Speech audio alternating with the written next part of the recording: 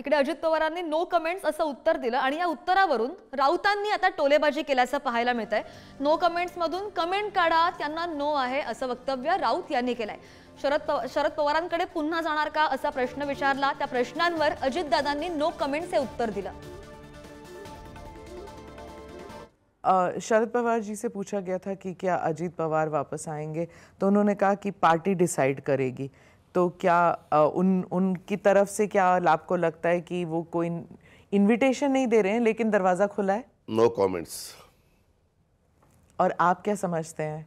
मैंने कहा ना कि मैं अभी महायुति का प्रचार कर रहा हूँ। मैंने ही बजट में अच्छे योजनाएं लाई है, उसके बारे में हम लोगों को बता रहे हैं। फिर हमने जो डेवलपमेंट की है, जब हमें मौका मिला ये गवर्नमेंट में आने का, तब से क्या क्या काम किया है अलग अलग असेंबली में इसमें हर एक विधायक के कॉन्स्टिट्यूंसी में, उसके बारे में हम कहते हैं। और पार्लियामेंट के चुनाव के वक्त मुझे ऐसा लगता है कि जो हमारी तरफ से थोड़ा कुछ बाकी रहा और उसी कारण के हमारा वोटर थोड़ा सा हमारे साथ नहीं आया, तो उनको समझाने की कोशिश करता हूँ। नो कमेंट्स मतलब कमेंट्स निकालो, नो है उसमें।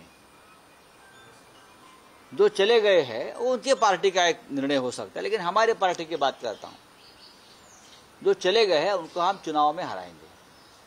मैंने शरद पवार जी से बार बार जब बात की है और उनके बयान सुने हैं, उनका भी यही कहना है अजित पवार छोड़कर सबको वो ले सकते हैं। तर नो कमेंट्स मधून कमेंट काढा, त्यांना नो आहे असं उत्तर राऊत यांनी दिलेलं आहे। शरद पवारांकडे पुन्हा जाणार का हा प्रश्न विचारल्यावर अजितदादांनी हे उत्तर दिलंय।